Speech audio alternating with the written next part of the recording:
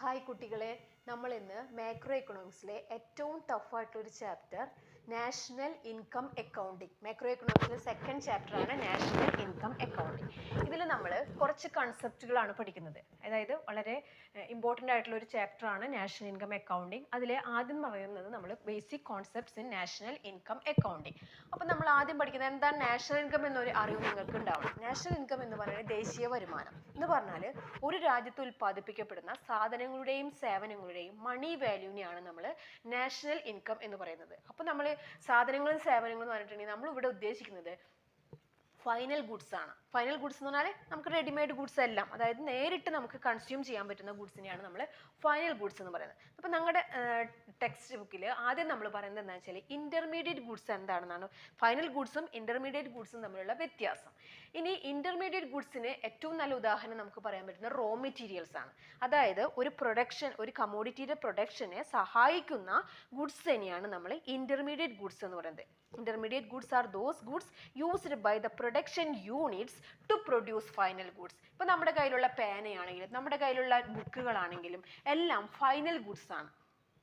അത് വാങ്ങിച്ച ഉടനെ തന്നെ നമുക്ക് ഉപയോഗിക്കാൻ പറ്റും. ഒരിക്കലും അത് വീണ്ടും ഒരു പ്രൊഡക്ഷൻ പ്രോസസ്സിന് വിധേയമാകേണ്ട ആവശ്യമില്ല. പക്ഷേ ഇൻ്റർമീഡിയറ്റ് ഗുഡ്സ് എന്ന് പറഞ്ഞാൽ ഏറ്റവും നല്ല ഉദാഹരണം ഞാൻ പറഞ്ഞു റോ മെറ്റീരിയൽസ് ആണ്, അസംസ്കൃത വസ്തുക്കളാണ്. അതായത് ഇപ്പോൾ ഈ പേന പ്രൊഡ്യൂസ് ചെയ്യാനായിട്ട് കുറച്ച് അസംസ്കൃത വസ്തുക്കൾ വേണം. അപ്പോൾ പേന പ്രൊഡ്യൂസ് ചെയ്യാനുള്ള ഇൻപുട്ടിനെ നമ്മൾ പ്രധാനമായിട്ടും രണ്ടാക്കി തരംതിരിച്ചിട്ടുണ്ട്. ഒന്നാമത്തത് പ്രൈമറി ഇൻപുട്സ് എന്നും രണ്ടാമത്തത് സെക്കൻഡറി ഇൻപുട്സ് എന്നും. ഇൻപുട്സ് എന്ന് പറഞ്ഞിട്ടുണ്ടെങ്കിൽ മലയാളം നിവേശങ്ങൾ എന്നാണ് അർത്ഥം. അതായത് നമ്മുടെ ഒരു ഔട്ട്പുട്ട്, ഒരു പ്രൊഡക്റ്റിന് നമ്മൾ ഔട്ട്പുട്ട് എന്ന് പറയും. പേന എന്ന് പറയുന്നത് ഒരു ഔട്ട്പുട്ടാണ്.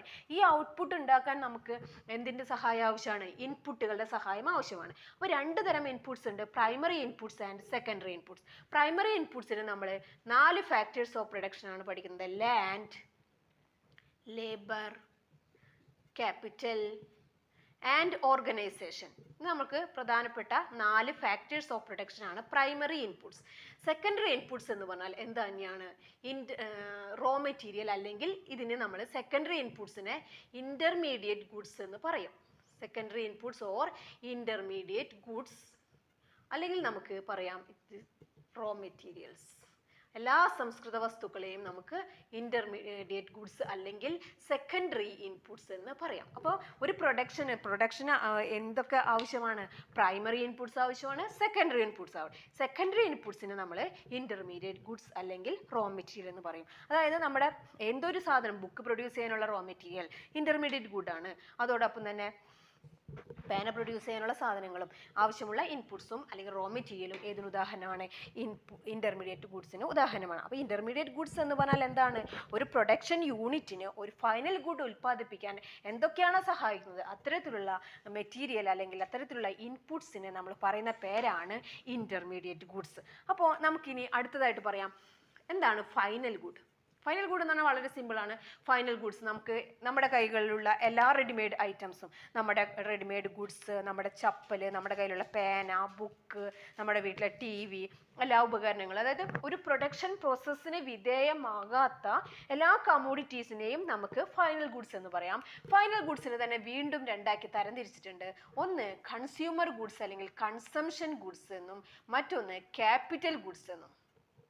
അതായത് പ്രൊഡക്ഷൻ പ്രോസസ്സിന് ഉപയോഗിക്കുന്ന machineries, tools, equipments, plant, factories, buildings, ഇതെല്ലാം ക്യാപിറ്റൽ ഗുഡ്സിൽ വരും. കൺസംഷൻ ഗുഡ്സ് എന്ന് പറഞ്ഞാൽ ഒരു കൺസ്യൂമർ. ആരാണ് ഒരു consumer? A person who consume അല്ലെങ്കിൽ a person who use goods and services. ഞാനൊരു കൺസ്യൂമറാണ്, നിങ്ങൾ ഓരോരുത്തരും കൺസ്യൂമേഴ്സ് ആണ്. അപ്പോൾ ഞാനിവിടെ കൺസ്യൂം ചെയ്യുന്നത് എൻ്റെ ബോർഡും എൻ്റെ ഈ പേനയാണ്. അപ്പോൾ കൺസംഷൻ എന്ന് പറഞ്ഞാൽ നമുക്കറിയാം use of goods and services. ഈ കൺസംഷൻ ഗുഡ്സിൻ്റെ ഉദാഹരണങ്ങൾ നമ്മുടെ നിത്യോപയോഗ സാധനങ്ങളെല്ലാം കൺസംഷൻ ഗുഡ്സിന് ഉദാഹരണങ്ങളാണ്. ക്യാപിറ്റൽ ഗുഡ്സിന് ഉദാഹരണങ്ങൾ എന്തൊക്കെയാണ്? Factories, machineries, then tools, buildings.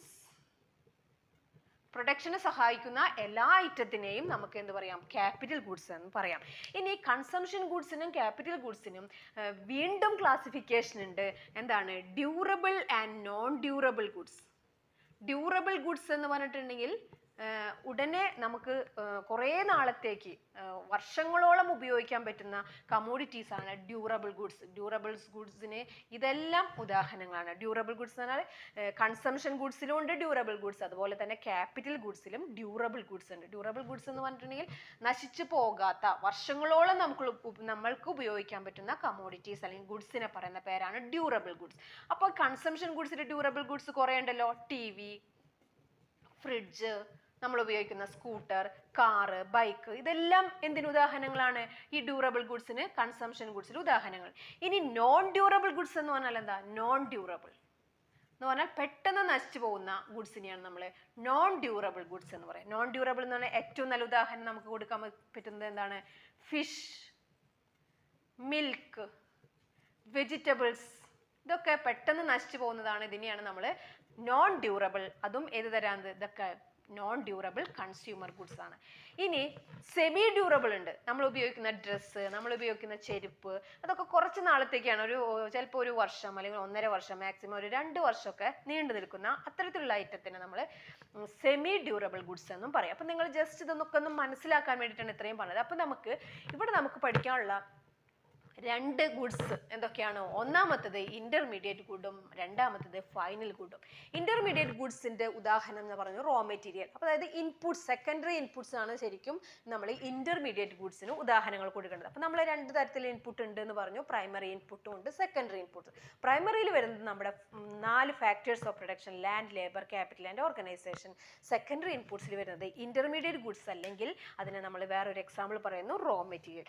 ഇനി അപ്പോൾ നമ്മൾ ഇതിൽ തന്നെ കൺസംഷൻ ഗുഡ്സും പറഞ്ഞു, ക്യാപിറ്റൽ ഗുഡ്സും പറഞ്ഞു. അപ്പോൾ 4 കാറ്റഗറി ആയിട്ട് നമ്മളിപ്പോൾ ഇവിടെ പഠിച്ചു കഴിഞ്ഞു. ഫൈനൽ ഗുഡ് 2 ആയിട്ട് തരംതിരിച്ചിട്ടുണ്ട്, കൺസംഷൻ ഗുഡ്സ് എന്നും ക്യാപിറ്റൽ ഗുഡ് എന്നും. ഇതെല്ലാം കൺസംഷൻ ഗുഡ്സിനെ ഒന്നുകൂടി പറയാം. The consumption goods are used directly four consumption, does not go any further production process.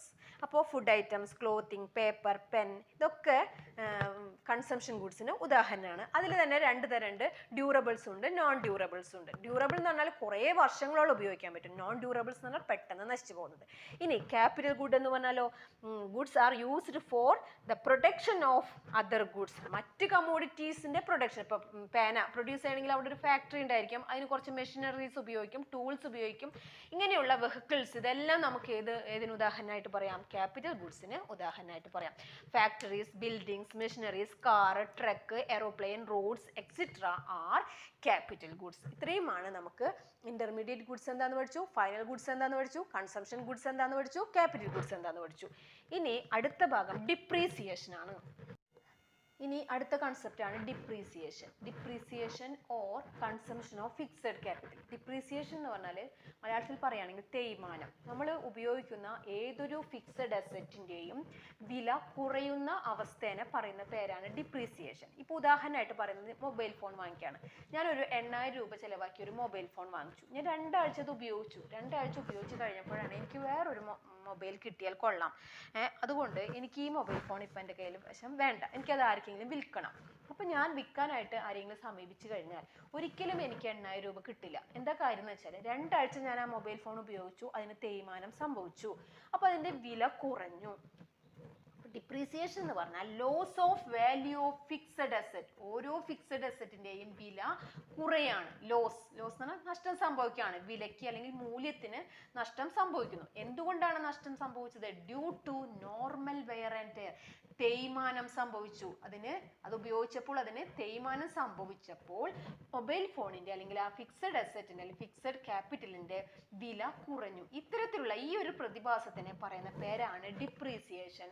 അല്ലെങ്കിൽ വേറൊരു തരത്തിൽ നമുക്കത് പറയാം consumption of fixed capital. Consumption of fixed capital. ഇനി അപ്പോൾ എന്താണ് ഡിപ്രീസിയേഷൻ എന്ന് പറഞ്ഞു. ഡിപ്രീസിയേഷൻ എന്ന ഐറ്റം ഉൾക്കൊണ്ടിട്ടുള്ള 2 തരം നമുക്ക് ഒരു വാല്യൂസ് ഇവിടെ പഠിക്കാനുണ്ട്. Gross investment and net investment.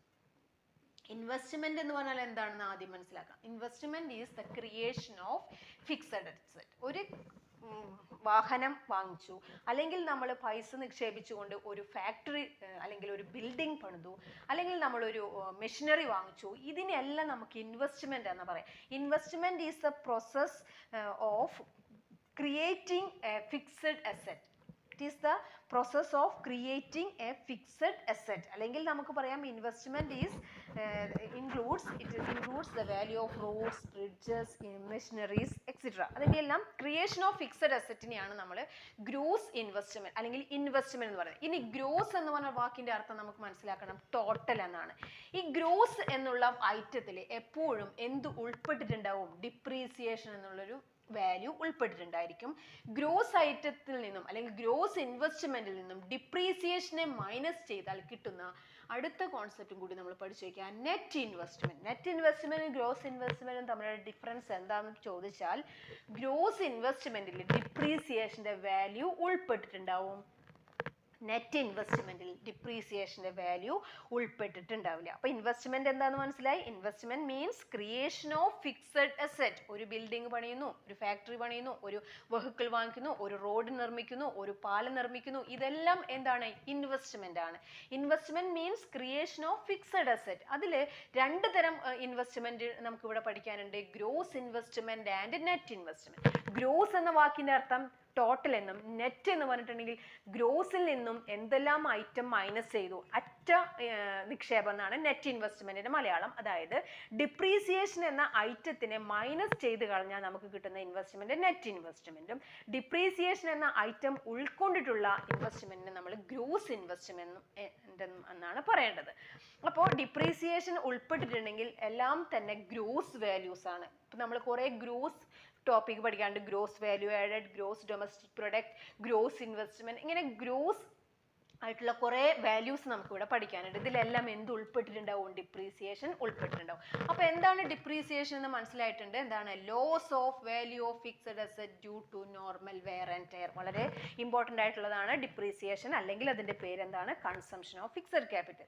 ഇനി അടുത്തതായിട്ട് നമുക്ക് പഠിക്കാനുള്ള കൺസെപ്റ്റ് ആണ് ഡബിൾ കൗണ്ടിങ്. എന്താണ് ഡബിൾ കൗണ്ടിങ്? ഡബിൾ കൗണ്ടിങ് എന്ന് പറഞ്ഞാൽ counting the value of a good more than once. ഒന്നിൽ കൂടുതൽ തവണ വാല്യൂ കാൽക്കുലേറ്റ് ചെയ്യപ്പെട്ടിട്ടുണ്ടെങ്കിൽ അത്തരത്തിൽ അതൊരു പ്രോബ്ലത്തിന് ക്രിയേറ്റ് ചെയ്യാണ്. നാഷണൽ ഇൻകം അവിടെ അത് ഓവർ എസ്റ്റിമേറ്റ് ചെയ്യാണ്, അതായത് ഉള്ളതിനേക്കാൾ കൂടുതൽ പെരപ്പിച്ച് കാണിക്കുന്ന ഒരു സംഭവമാണ്. അതുകൊണ്ടാണ് അതൊരു പ്രോബ്ലം എന്ന് പറയുന്നത്. അപ്പോൾ ഡബിൾ കൗണ്ടിങ് എന്ന് പറഞ്ഞാൽ counting the value of a good more than once. ഒന്നിൽ കൂടുതൽ തവണ ഒരു കമോഡിറ്റിയുടെ വാല്യൂവിനെ നമ്മൾ കാൽക്കുലേറ്റ് ചെയ്യപ്പെടുകയാണെങ്കിൽ അതിനെ നമ്മൾ പറയുന്ന പേരാണ് double counting. Next double counting എന്നുള്ളൊരു പ്രോബ്ലത്തെ കുറിച്ചാണ് പഠിക്കുന്നത്. എന്താണ് double counting? Counting the value of commodity more than once. ഒന്നിൽ കൂടുതൽ തവണ ഒരു കമോഡിറ്റിയുടെ തന്നെ വാല്യൂ കാൽക്കുലേറ്റ് ചെയ്യുമ്പോൾ അവിടെ നാഷണൽ ഇൻകത്തിൽ വരുന്ന തെറ്റുകൾ എന്താണ്? തെറ്റെന്ന് വെച്ചാൽ over estimation of national income ആണ്. അത് പറഞ്ഞാൽ നമ്മൾ പ്രതീക്ഷിച്ച വരുമാനത്തിനേക്കാൾ കൂടുതൽ വരുമാനം ഉണ്ടാവുകയാണ്. അവിടെ എന്താ കാരണം എന്ന് വെച്ചാൽ നമ്മൾ ചില പ്രൊഡക്റ്റിന് ഒന്നിൽ കൂടുതൽ തവണ അതിൻ്റെ വില നമ്മൾ നാഷണൽ ഇൻകത്തിലേക്ക് കാൽക്കുലേറ്റ് ചെയ്യുന്നതിനെയാണ് നമ്മൾ ഡബിൾ കൗണ്ടിങ് എന്ന് പറയുന്നത്. അപ്പോൾ നമുക്ക് ഇവിടെ ഒരു ഉദാഹരണത്തിലൂടെ നമുക്ക് എങ്ങനെയാണ് ഈ ഡബിൾ കൗണ്ടിങ് വരുന്നതെന്ന് നോക്കാം. ഒരു ഫാർമറിൻ്റെ എക്സാമ്പിൾ എടുക്കുകയാണ് നമ്മൾ. ഫാർമറും ആദ്യം അയാളുടെ പ്രൊഡക്റ്റ് എന്താണെന്ന് നോക്കാം. ഫാർമർ എന്ന് പറഞ്ഞിട്ടുണ്ടെങ്കിൽ കാർഷിക മേഖലയിലുള്ള വ്യക്തിയാണ്. പ്രൈമറി സെക്ടറിലെ പ്രൊഡക്ഷനാണ്, വീറ്റാണ് പ്രൊഡ്യൂസ് ചെയ്തത്. ഈ വീറ്റിൻ്റെ വാല്യൂ ഓഫ് ഔട്ട്പുട്ട് എന്ന് പറയും നമ്മൾ. അതായത് വീറ്റ് എന്ന് പറയുന്നത് ഔട്ട്പുട്ടാണ്. ആ ഔട്ട്പുട്ടിൻ്റെ വാല്യൂ എത്ര രൂപയ്ക്കുള്ള വീറ്റാണ് പ്രൊഡ്യൂസ് ചെയ്തത്? ഫാർമർ 1500 രൂപയുടെ വീറ്റാണ്. പക്ഷേ ഇവിടെ ഒരു സംഭവം എന്താണെന്ന് വെച്ചിട്ടുണ്ടെങ്കിൽ 1500 രൂപ മുഴുവനും ഫാർമറിൻ്റെ കോൺട്രിബ്യൂഷൻ അല്ല. എന്തുകൊണ്ടാണെന്ന് വെച്ചിട്ടുണ്ടെങ്കിൽ അയാൾ 500 രൂപയുടെ റോ മെറ്റീരിയൽ വാങ്ങിച്ചിട്ടുണ്ട്. എന്താണ് ഫാർമറിൻ്റെ റോ മെറ്റീരിയൽ? വീറ്റ് എന്ന ഔട്ട്പുട്ട് പ്രൊഡ്യൂസ് ചെയ്യാൻ എന്തെല്ലാം ഇൻപുട്സ് ഉപയോഗിച്ചിട്ടുണ്ട്? സെക്കൻഡറി ഇൻപുട്സ്, സീഡ് എന്ന് പറഞ്ഞാൽ വിത്തുകൾ, ഫെർട്ടിലൈസർ, പെസ്റ്റിസൈഡ്, വളവും അതുപോലെ കീടനാശിനിയും. എത്ര രൂപയുടെ വളവും കീടനാശിനിയും, അതായത് ഇൻപുട്സ് എത്ര രൂപയുടെ ഉപയോഗിച്ചിട്ടുണ്ട്? 500 രൂപയുടെ ഇൻ്റർമീഡിയറ്റ് കൺസംഷൻ അല്ലെങ്കിൽ ഇൻ്റർമീഡിയറി ഗുഡ്സ് ഉപയോഗിച്ചിട്ടാണ് വീറ്റ് പ്രൊഡ്യൂസ് ചെയ്തത്. അപ്പോൾ ഈ 1500 എന്ന് പറയുന്നത് ഫുള്ളും ഫാർമറിൻ്റെ കോൺട്രിബ്യൂഷൻ അല്ല. കൃത്യമായിട്ട് പറയുകയാണെങ്കിൽ ഈ 1500 വാല്യൂ ഓഫ് ഔട്ട്പുട്ടിൽ നിന്നും എന്തിനെ മൈനസ് ചെയ്ത് കളയണം? 500 രൂപയെ മൈനസ് ചെയ്ത് കളയണം. അപ്പോൾ കൃത്യമായിട്ട് ഫാർമറിൻ്റെ കോൺട്രിബ്യൂഷൻ നമുക്ക് കിട്ടും. ഫാർമറിൻ്റെ കോൺട്രിബ്യൂഷന് നമ്മൾ പറയുന്ന പേരാണ് gross value added. It is the value contributed by a farmer. എങ്ങനെയാണ് 1500 നിന്നും 500നെ മൈനസ് ചെയ്തപ്പോൾ നമുക്ക് കിട്ടിയ വാല്യൂ 1000 ആണ്. അതാണ് ഗ്രോസ് വാല്യൂ ആഡഡ്. ഇനി ഈ വീറ്റിനെ ആർക്കാണ് വിൽക്കുന്നത്? ഫാർമർ ഈ വീറ്റിനെ ഫ്ലോർ മില്ലിന് വിൽക്കാണ്. ഫ്ലോർ മില്ലിന് വിറ്റിട്ട് അവരെന്താക്കി മാറ്റി? ഈ വീറ്റ് എന്ന പ്രൊഡക്റ്റ് എന്തായി മാറി? വീറ്റ് ഫ്ലോർ ആയിട്ട് മാറി. അപ്പോൾ അതിൻ്റെ വിലയിൽ എന്താ മാറ്റം വന്നത്? 1500 രൂപയുടെ ഗോതമ്പ് വീറ്റ് ഫ്ലോർ ഗോതമ്പ് പൊടിയായി മാറിയപ്പോൾ അതിന് 1800 രൂപ വന്നു. എന്ന് പറഞ്ഞാൽ ഈ ഫാർമറിൻ്റെ കയ്യിൽ നിന്നും കിട്ടിയ റോ മെറ്റീരിയൽ, ഫാർമറിൻ്റെ ഫ്ലവർ മില്ലിൻ്റെ റോ മെറ്റീരിയൽ എന്തായിരുന്നു? വീറ്റാണ്. എത്ര രൂപയുടെ വീറ്റാണ് അവർ വാങ്ങിച്ചത്? 1500ൻ്റെ വീറ്റ് വാങ്ങിച്ചു. പക്ഷേ വീറ്റ് ഫ്ലോർ ആയപ്പോൾ അതിൻ്റെ വില 1800 കൂടി. അപ്പോൾ ഈ 1500 എന്ന് പറയുന്നത് ഇവരുടെ റോ മെറ്റീരിയലിൻ്റെ പ്രൈസാണ് 1500. അപ്പോൾ ഈ 1800 എന്ന വാല്യൂ ഓഫ് ഔട്ട്പുട്ടിൽ നിന്നും 1500 ഇൻ്റർമീഡിയറ്റ് കൺസംഷൻ അല്ലെങ്കിൽ റോ മെറ്റീരിയൽസിൻ്റെ വില മൈനസ് ചെയ്തപ്പോൾ കിട്ടിയ വാല്യൂ എത്രയാണ്? വെറും 300 രൂപ. അതായത് ഫ്ലോർ മില്ലിൻ്റെ കോൺട്രിബ്യൂഷൻ കൃത്യമായിട്ടും എത്ര വാല്യൂ ആണ് ഫ്ലോർ മില്ല് കോൺട്രിബ്യൂട്ട് ചെയ്തത് നാഷണൽ ഇൻകത്തിലേക്ക്? 300 രൂപയാണ്. ഇനി അടുത്ത സ്റ്റെപ്പ് നോക്കാം. ഫ്ലോർ മില്ല് വീറ്റ് ഫ്ലോർ ആർക്ക് വിൽക്കാണ്? ഒരു ബേക്കറിന് വിൽക്കാണ്, ബ്രെഡ് ഉണ്ടാക്കാനായിട്ട്. അപ്പോൾ ബ്രെഡ് ഉണ്ടാക്കുമ്പോൾ ബ്രെഡിൻ്റെ വില വീറ്റ് ഫ്ലോർ 1800 രൂപയായത്, ഇപ്പോഴത് ബ്രെഡിൻ്റെ വില എത്രയായിട്ട് കൂടിയിട്ടുണ്ട്? 2200. ഈ ബ്രെഡ് ഉണ്ടാക്കാനുള്ള ഇൻ്റർമീഡിയറ്റ് ഗുഡ് ഏതായിരുന്നു? വീറ്റ് ഫ്ലോർ ആയിരുന്നു. അപ്പോൾ ഈ 1800 ആരുടെ? ബേക്കറിൻ്റെ റോ മെറ്റീരിയൽ ആണ്. അല്ലെങ്കിൽ ഈ വീറ്റ് ഫ്ലോർ 1800 രൂപയുടെ റോ മെറ്റീരിയൽ ആര് വാങ്ങിച്ചിട്ടുണ്ട്? ബേക്കർ വാങ്ങിച്ചിട്ടുണ്ട്. അപ്പോൾ അതിൻ്റെ ഡിഫറൻസ് എത്രയാണ്? 400 രൂപ. അപ്പോൾ ബേക്കറിൻ്റെ കോൺട്രിബ്യൂഷൻ എത്ര രൂപയുണ്ട് നാഷണൽ ഇൻകത്തിലേക്ക്? 400 രൂപ മാത്രമേ ഉള്ളൂ.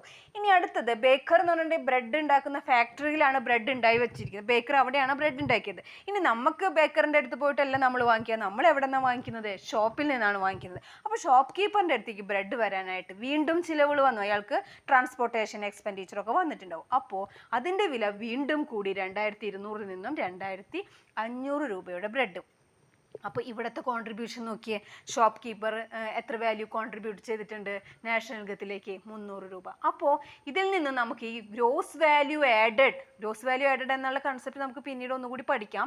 ഗ്രോസ് വാല്യൂ ആഡഡ് എന്ന് പറഞ്ഞാൽ it is the value contributed by a unit. ഒരു പ്രൊഡക്ഷൻ യൂണിറ്റ് എത്രമാത്രം വാല്യൂ കോൺട്രിബ്യൂട്ട് ചെയ്യുന്നുണ്ടോ ആ വാല്യൂനെയാണ് നമ്മളിവിടെ GVA, ഗ്രോസ് വാല്യൂ ആഡഡ് എന്ന് പറയുന്നത്. അപ്പോൾ നമ്മൾ എപ്പോഴും ഗ്രോസ് വാല്യൂ ആഡഡ് കണ്ടുപിടിക്കണമെങ്കിൽ വാല്യൂ ഓഫ് ഔട്ട്പുട്ടിൽ നിന്നും ഇൻ്റർമീഡിയറ്റ് കൺസംഷൻ അല്ലെങ്കിൽ വാല്യൂ ഓഫ് സെക്കൻഡറി ഇൻപുട്സിനെ നമ്മൾ മൈനസ് ചെയ്യണം.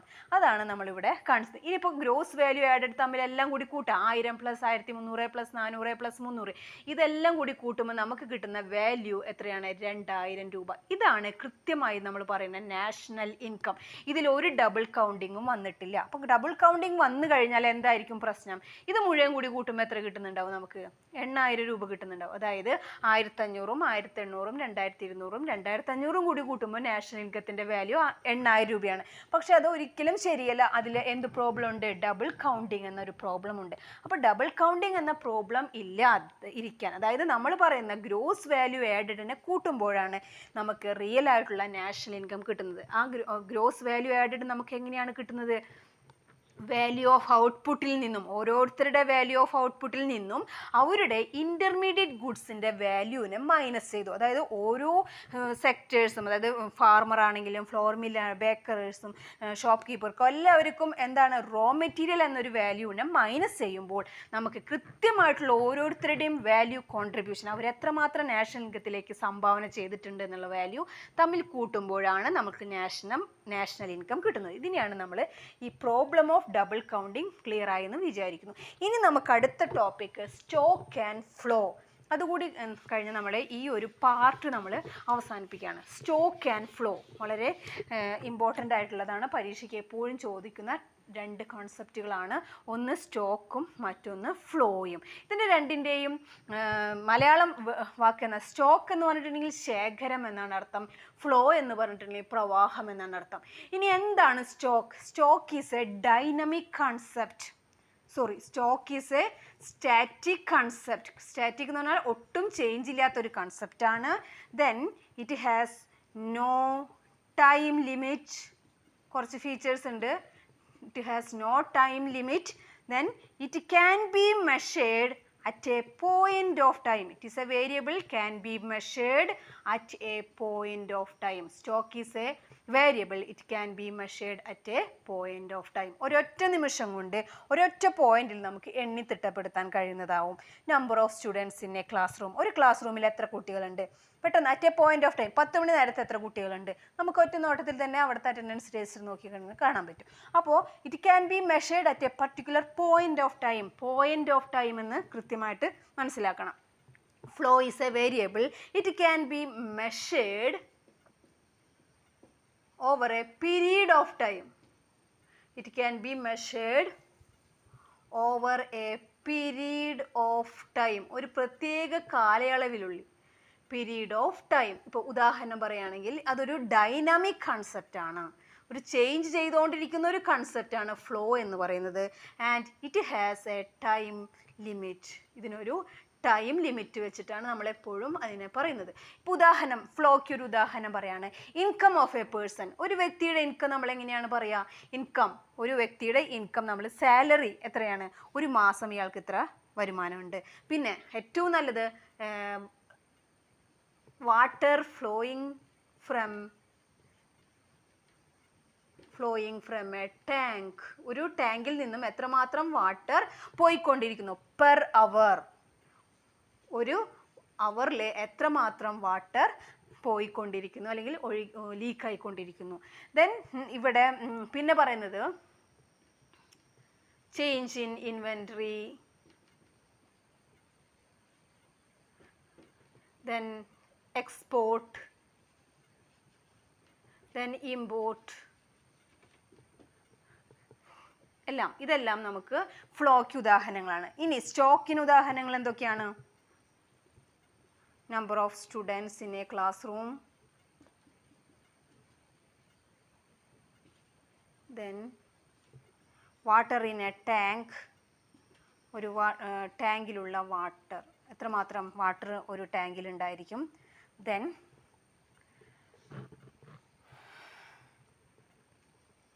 മണി സപ്ലൈ, ഒരു ഇക്കോണമിയിലെ മണി സപ്ലൈ എത്ര, ഒരു പേഴ്സൻ്റെ വെൽത്ത് എത്ര. ഇതൊക്കെ വെൽത്ത് എന്ന് പറഞ്ഞിട്ടുണ്ടെങ്കിൽ അയാളുടെ സ്വത്താണ്, അസെറ്റ്. അയാൾക്ക് എത്ര സ്ഥലമുണ്ട്, എത്ര വീടുകളുണ്ട്, ഇതൊക്കെയാണ് നമ്മൾ. ഇതൊന്നും ചേഞ്ച് ചെയ്യാത്തതാണ്. അതായത് ഒരു പോയിന്റ് ഓഫ് ടൈമിൽ നമുക്ക് മെഷർ ചെയ്യാൻ പറ്റുന്നതാണ്. ഒരു ടാങ്കിൽ എത്രമാത്രം വെള്ളമുണ്ട്, നമ്മുടെ ഇക്കോണമിയിലെ മൊത്തത്തിലുള്ള മണി സപ്ലൈ എത്ര. നമ്മൾക്കറിയാം കോയിൻസും കറൻസി നോട്ട്സും അതുപോലെ തന്നെ ഫിക്സഡ് ഡെപ്പോസിറ്റുകളും സേവിങ്സ് ഡെപ്പോസിറ്റുകളും എല്ലാം കൂടിയിട്ടാണ് നമ്മൾ മണി സപ്ലൈയുടെ ടോട്ടൽ എന്ന് പറയുന്നത്. അപ്പോൾ പിന്നെ വെൽത്ത് എന്ന് പറഞ്ഞാൽ ഒരു വ്യക്തിയുടെ അസെറ്റ്സ്, ആസ്തി എത്രമാത്രം ഉണ്ട്. ഇതൊക്കെ ഇങ്ങനെയുള്ള കാര്യങ്ങളൊക്കെ നമുക്ക് ഏതിന് ഉദാഹരണങ്ങളായിട്ട് പറയാം? സ്റ്റോക്കിന് ഉദാഹരണങ്ങളായിട്ട് പറയാൻ പറ്റും. അപ്പോൾ സ്റ്റോക്ക് എന്ന് പറഞ്ഞിട്ടുണ്ടെങ്കിൽ ഒറ്റ വാക്കിൽ പറയുകയാണെങ്കിൽ stock is a variable that can be measured at a point of time. What is flow? Flow is a variable that can be measured over a period of time. ഒരു ടൈം ഡയമെൻഷൻ ഉള്ള, ഒരു time limit ഉള്ള, അതായത് എപ്പോഴും income എത്ര, wage എത്ര, ഇതൊക്കെ നമ്മൾ എപ്പോഴും ഒരു ടൈമിനെ ബേസ് ചെയ്തിട്ടാണ് പറയുന്നത്. പക്ഷേ സ്റ്റാറ്റിക് ആയിട്ടുള്ള കൺസെപ്റ്റാണ് സ്റ്റോക്ക്. അതിനൊരു ടൈം ലിമിറ്റ് ഉണ്ടായിരിക്കില്ല. It can be measured at a point of time. ഇവിടെ ഒരെണ്ണം കൂടി വേണമെങ്കിൽ നമുക്ക് എഴുതാം. സ്പീഡ് ഓഫ് എ കാർ എപ്പോഴും മാറിക്കൊണ്ടിരിക്കുന്നതാണ് ഒരു കാറിൻ്റെ സ്പീഡെങ്കിൽ ഇവിടെ ഡിസ്റ്റൻസ് ബിറ്റ്വീൻ ടു പ്ലേസസ്, രണ്ട് സ്ഥലങ്ങൾ തമ്മിലുള്ള ഡിസ്റ്റൻസ് എപ്പോഴും സ്ഥിരമാണ്, അത് ചേഞ്ച് ചെയ്യില്ല. Distance between two places. ഇത്രയാണ് നമ്മുടെയൊക്കെ ഇന്നത്തെ നാഷണൽ ഇൻകം അക്കൗണ്ടിങ്ങിൻ്റെ ക്ലാസ്. ഇത് ക്ലിയർ ആയിട്ടുണ്ടാവുമെന്ന് വിചാരിക്കുന്നു. Thank you.